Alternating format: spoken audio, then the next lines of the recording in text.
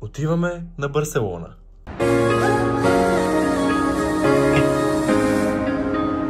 Багажът е готов и да тръгваме. Здравейте и отново и от мен. На летището съм.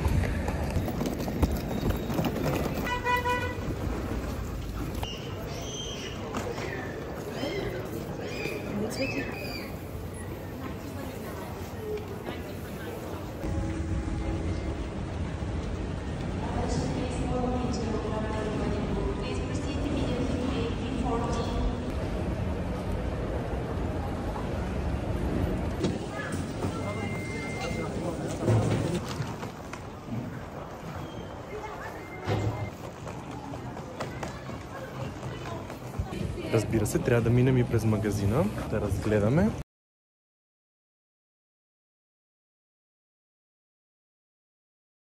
Ето ни и нас пред самолета.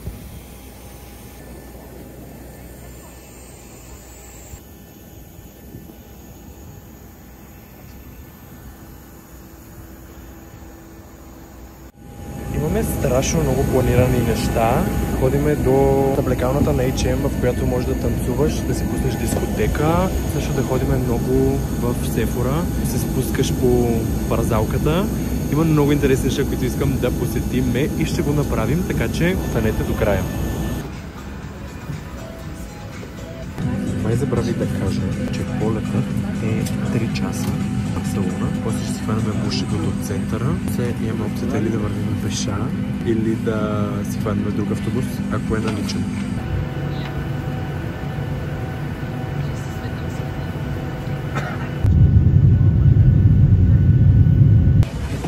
Пристигнахме в Барселона.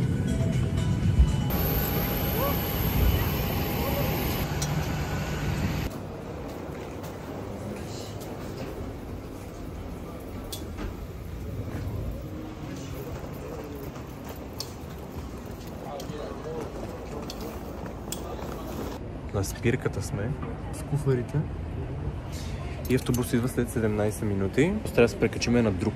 Важното е, трябва да стигнем до хотела. Там натам какво ще се случва и колко време ще ни отнеме, не е от значение. В автобуса сме. Успяхме. Слязохме от автобуса. В момента се намираме в центъра на Барселона.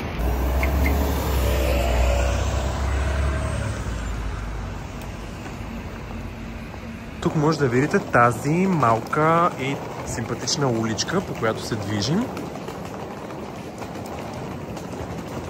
Ето още една симпатична уличка с плакчета отгоре. И ние се намираме тук, до бокуците.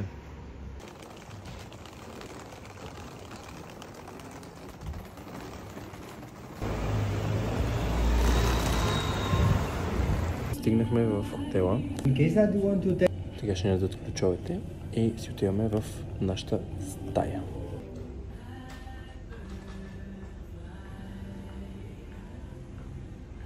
Не мога да си намеря вратата за хотела. Да си пробвам ключа, къде ли не, обаче не става никъде.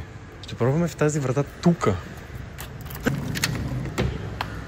Мерихме си вратата. Казаха ни да се намерим етаж Пи и както виждате тук се пише етаж Пи хотел.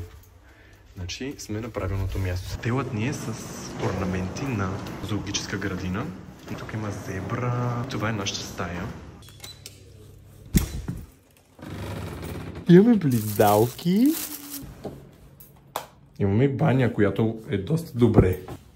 Искам да ви покажа прозореца. Там виждате ето това. Една чиста стена и това е надолу. Съседите спят. Така. Вече сме си в стаята. Скъпани, сушени и сме готови за следващия ден. В момента е 1 без 15. Утре трябва да ставаме към 8 часа по късно време, за да започнем нашият тур в Барселона. Така че от мен ви казвам лека нощ. Ще се видим утре. Добро утро! Първия ни ден в Барселона. Днес ще ходим на Плаза Каталуния. Там ще минем една улица, която е доста натоварна. Не знам точно как се казваше. Времето не се очертава да е много приятно. По-облачно го дават, но нас това няма да ни спре.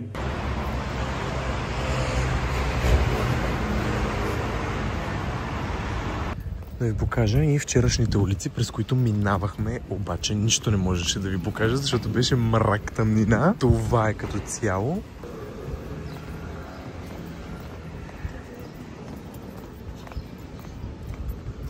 Спряхме се за тук и някакви вкусни сандвичи.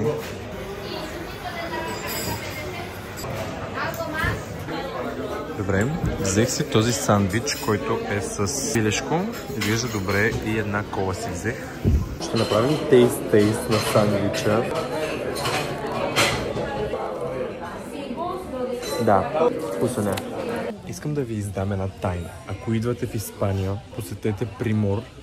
Със сигурност знаете кой е този парфюм. Жан-Пол Готиер Paradise Garden. Искам да ви кажа, че този парфюм в България го няма абсолютно никъде. Е страшно скъп, ако го намерите. Тук на 75 мл плащате 120 горе-долу лева.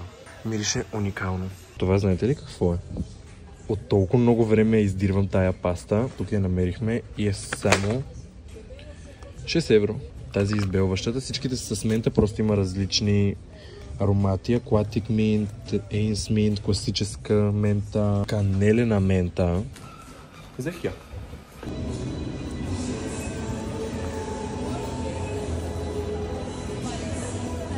Зара. Страхотен магазин.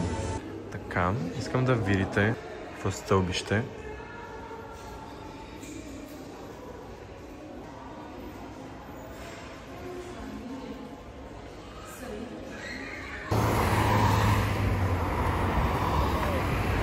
Влязохме в Лего, защото някъде в магазина трябва да има скулптура на Саграда Фамилия от Лего. Тук виждаме това дърво. Ето я Саграда Фамилия, направена от Лего. Изглежда уникално.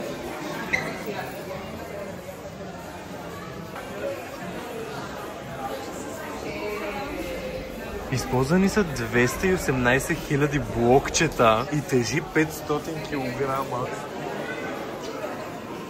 Имаме кола от Лего. Не, тя се движи.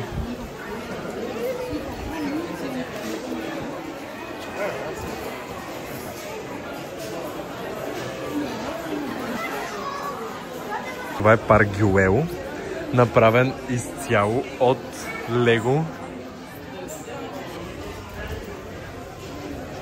За това са използвани 256 000 и тежи 660 кг. А сега, дами и господа, отиваме в така известната съблекалня, която е направена като дискотека в H&M. Какво намерихме тук?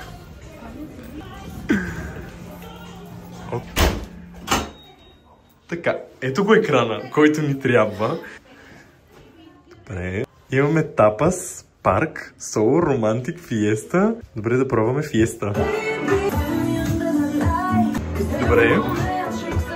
Може да намалим и да увеличим светлините.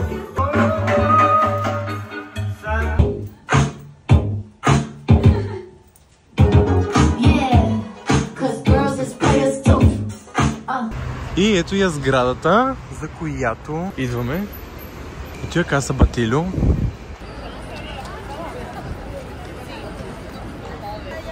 Интересното на сградата е, че е построена от архитекта Гауди. Малко по-нагоре по улицата има и Каса Мила, пак негова сграда, негов проект. Сега ще отидем на там също да видим и другата сграда.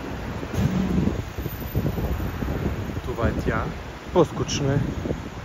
А сега отиваме да видим така известната Сефора с парзалката, за която също и не я спомена. Преди да влезеш в магазина е парзалката и просто можеш да се спуснеш по нея и влизаш в самия магазин. Ето е и парзалката.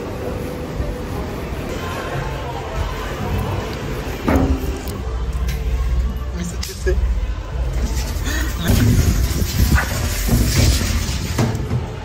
Беше ужасно.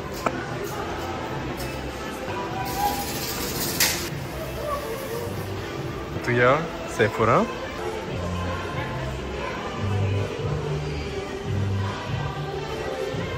Погладняхме и решихме да ходим на азиатски ресторант, такъв от типа на all you can eat с бюфет. Плащаш си определена сума и ядеш на корем. Магуро ми ще се казваше ресторанта, сега отиваме към него Движейки се до ресторанта, забравихме, че съществува Триумфалната арка в Барселона. Ето и Триумфалната арка. Изглежда невероятно. Ето го и нашият избор за хапване. Искам да видите мидите, сушито, картофки, едамаме, сурими, уникално и всичко това и още колкото искаш може за 14 евро. Просто изглежда уникално.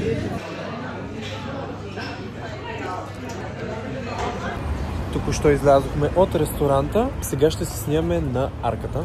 Сменихме очилата, приключихме снимките. Може да ги видите в инстаграма ми. Влизаме и в парка на Цитаделата. Хората си спортуват.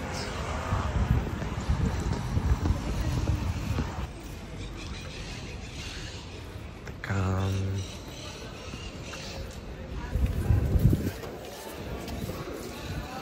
Това си мислех.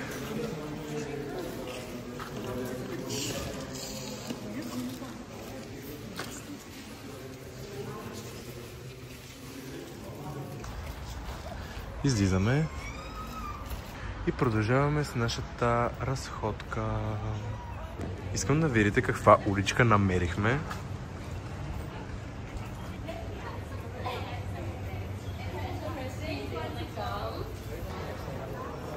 С уникални малки магазинчета, в които можеш да си купиш нещо.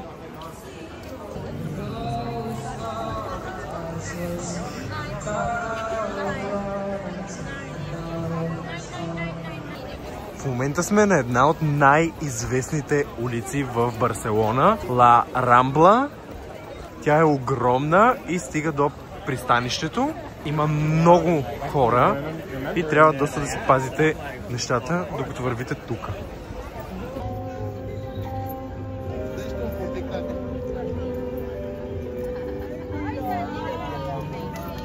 В края на днешния ден сме.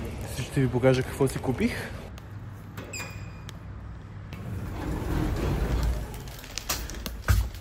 Ейте.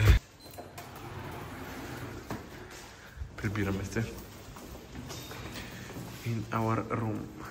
И така приключваме първият ни ден в Испания. Благодаря ви, че изгледахте видеото до края. Ако ви е харесало, абонирайте се, харесайте видеото и ще ви очаквам в следващия влог, в който ще посетим Саграда Фамилия, Парк Гюел и ще продължим да обикаляме улиците на Испания. Останете с мен!